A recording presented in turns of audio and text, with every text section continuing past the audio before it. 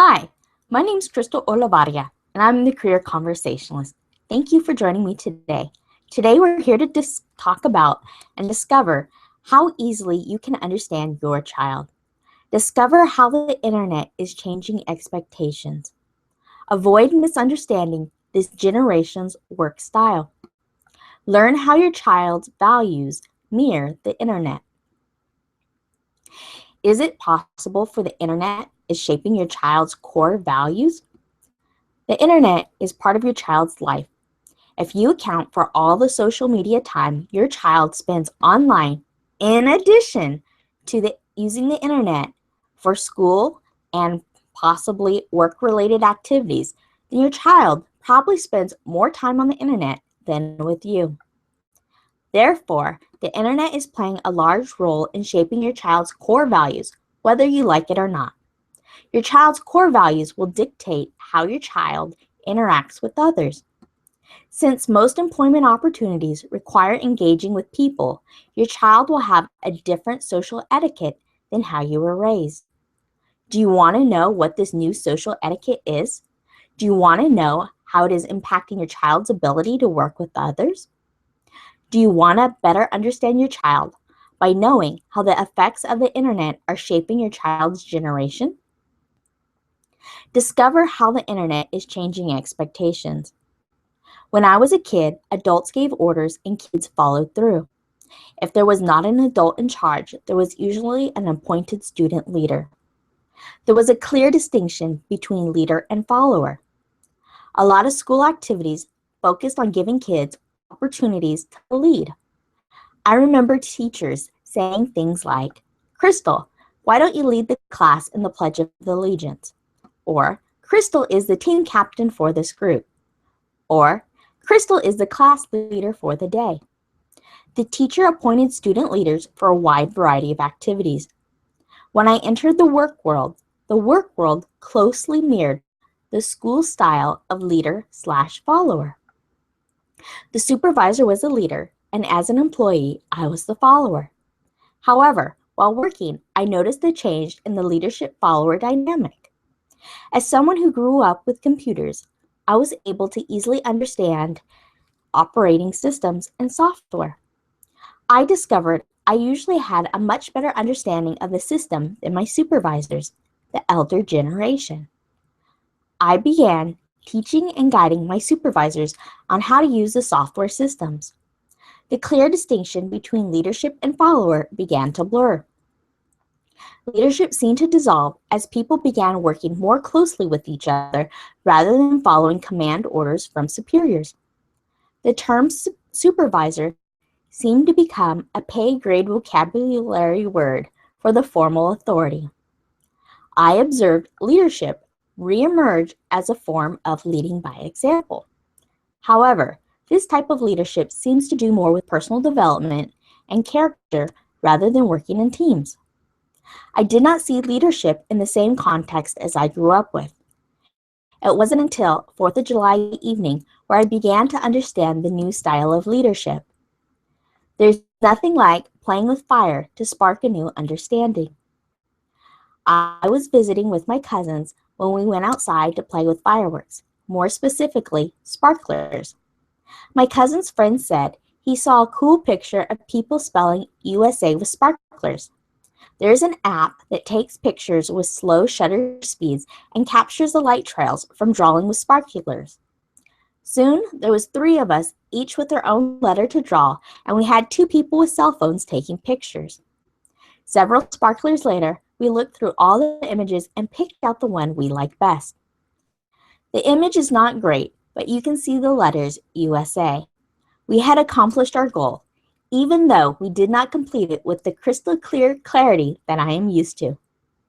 I was in charge of drawing the letter A, which is the hardest letter to recognize. While watching fireworks later that evening, I was thinking about the teamwork necessary to create the image of drawing the letters USA in sparklers and capturing the light trails on a photograph. The experience required a lot of cooperation, and there was no clear leader directing the event. Growing up, the experience of traditional leadership style would have been as follows. 1. Child suggests a project. 2. Adult approves the project. 3. Adult creates a lesson plan or looks for instructions for the project. 4. Adult delegates different tasks to different people, such as which person draws which letters, whose camera to use, and who's in charge of downloading the apps, and so forth. 5. Adult instructs people where to stand. 6. Instructions would have been given out about how large to draw the letters. 7. A practice run without the sparklers lit would begin on the count of 1, 2, 3. The actual event, as it happened, was as follows. 1. Child suggests a project. 2. Others say, I want in. 3. People shout out which letter they want to draw. 4. Sparklers are lit and we figure out how much space to place between us so sparks do not catch our clothes on fire. 5. People pull out their cell phones, download the app, and start playing around with the app settings. 6. After sparklers flare out, we look at pictures and discuss possible improvements. 7. More sparklers are lit and more pictures are taken. There was no leader orchestrating the event. There was no instruction on what to do or how to do it, and there was no structure or order of operation. In other words, there was no traditional step 1, step 2, and step 3 process. Instead, people stepped up and led individual pieces that contributed to the whole project. One person stepped up and played with the app settings to find out which settings gave the best results. Another person stepped up to compare different apps on phones with different operating systems. Someone else stepped up and offered multiple suggestions for drawing the lettering so it would come out clear in the picture. Everyone figured out their own way to contribute to the exciting, challenging team goal. The whole event reminded me of the internet. The internet was purposely developed without a central command station. The internet was built as a network to connect networks. If one piece of the network went down, the messages could travel along a different path to the destination. Since multiple routes can be taken, the internet was designed so that an act of war or several acts of war would not take out the system because there is no central location or command. The way the younger generation functions is similar to how the internet operates. Each person is a network of knowledge. When these young people gather, they become a bigger network composed of individual networks. The way they communicate with each other in person reflects the same style of communication when they are online. Online, they post pictures and videos and see which content generates the most engagement. In person, they are constantly talking. Talking is the equivalent to posting or microblogging. Responding to comments is equivalent to liking or commenting in the online world. Acknowledging what is said is a like, while remarks added to the conversations are comments. Interestingly, these young adults do not get upset if someone does not like their idea. Instead, they keep talking and posting more content to find out which ideas people like. The ideas with the most engagement were tried. These young people act in ways that mimic the internet. Therefore, it should not be a big surprise that to them, leadership is publicly demonstrated by the number of people who decide to follow you. Being a leader is something earned over time, and it is not delegated by any individual, but rather as a collective group. Having a large following online generates authority along with the exciting celebrity status. These young people wonder, who does a person have to be in order to attract an impressive following? This is what the young generation is in search of. This is how they operate. Avoid misunderstanding this generation's work style. Does the current generation feel misunderstood? I think so, especially when I hear people like Sean Bailey say things like, "Why does your generation complain so much about this generation when your generation raised us?" I agree with this statement. The words please and thank you are not used as commonly as they used to. If one generation does not teach the next generation the importance of saying such things, then it does not become a part of the younger generation's regular vocabulary. So is the younger generation really rude or less grateful when the previous generation did not teach them certain social graces? Personally, I think there are a lot of parents who are busy working and let technology devices become their child's babysitter. When parents are busy working, instead of spending a lot of time with their child, they lost a lot of opportunities to teach and enforce certain values to their child. As a result, these children develop their own values. When the values of two generations do not align, I think the older generation complains about the younger generation. Work is a good example. The older generation thinks along the lines of, if there is work that needs to be done, do it. However, the younger generation, who saw their parents constantly working, realized there's always work that needs to be done. The work is never done, finished, or complete. The younger generation realizes that if they are going to spend a majority of their time working, then they do not want drudgerous work. Instead, they want something that is exciting, challenging, and rewarding. They are okay if it is frustrating at times and they have to up their skill level in order to be successful. The best analogy to describe the younger generation's work style is to compare it to a video game.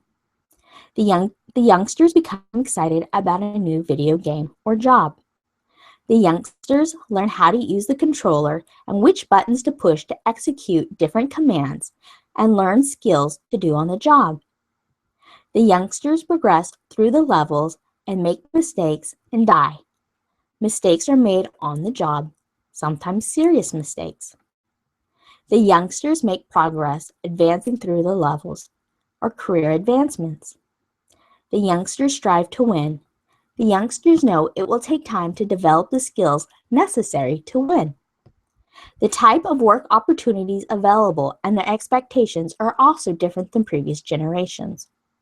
Previous generations encouraged a child to go to school, get good grades, go to college, and get a good paying job. This was the formula to be able to live a nice middle-class lifestyle and afford a home. Many of the careers encouraged were professions like a doctor, accountant, and engineer. However, today, many new jobs have been created that seem far more exciting. Youngsters grew up in a consumer economy. They are used to having lots of options. They spend their time, far more time, engaged in entertainment activities than past generations. Therefore, they see job opportunities producing entertainment and consumer products. They follow music artists at grassroots levels and watch their careers evolve as they become big stars. They watch music artists appear on television programs and movies and even maybe have their own talk show. It's easy to follow the career of an entertainer because they are producing entertainment that is being consumed. Since entertainers are in the spotlight, it is also easy to watch their careers evolve.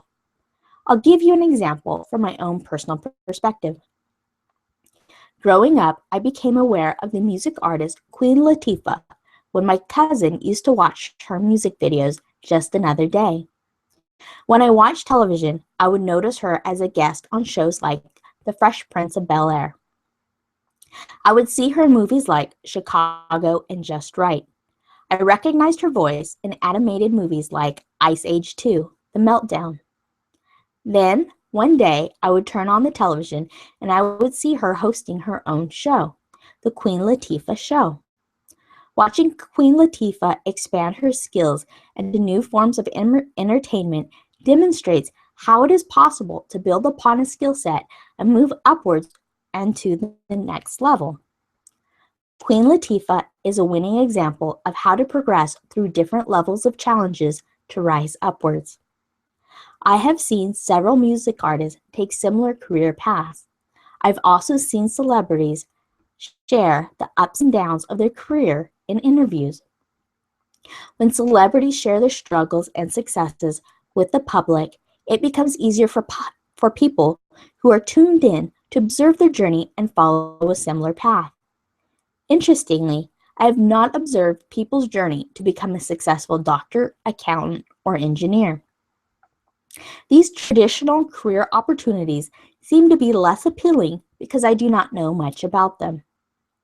Young people today realize that work is a part of life. Young people want work that is meaningful, challenging, and rewarding. They see work as a part of life rather than something that needs to be done to pay the bills. Young people are open to suggestions on career advice. However, they want advice from people who are successful. If you are unhappy in your job and or struggling financially, your child is probably less likely to value your advice than when it comes from someone who has a flourishing career. Learn how your child values near the internet. When your child spends a lot of time on the internet, your child engages in certain behaviors over and over again until they become a habit. After a while, your child develops an outlook that makes logical sense for navigating the World Wide Web. 3 ways the internet and your child are alike.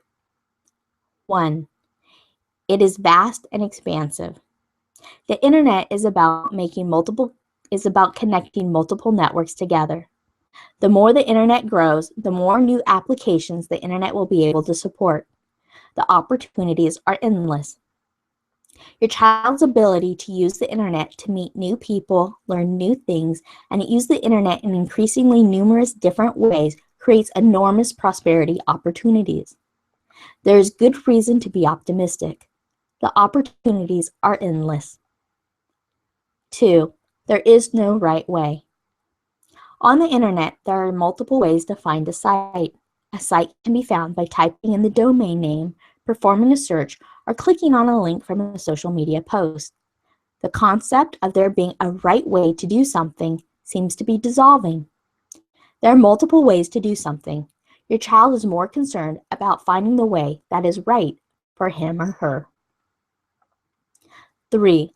No clear path. The internet is constantly changing and evolving. Nothing stays the same for long. Things such as search engine optimization strategies that work today may not work 6 months from now. Therefore, the success recipe that works for one person may not work for another person due to logistics. As such, the social and political climate of today is not the same as it was for past generations. Your child knows advice for getting good grades, going to college, and getting a good job does not equate to a good middle-class lifestyle and being able to easily afford a nice home. If it did, there would not be so many college graduates working at low-paying jobs that do not require a college degree. As such, your child is aware that there is not a clear path to follow to upward mobility.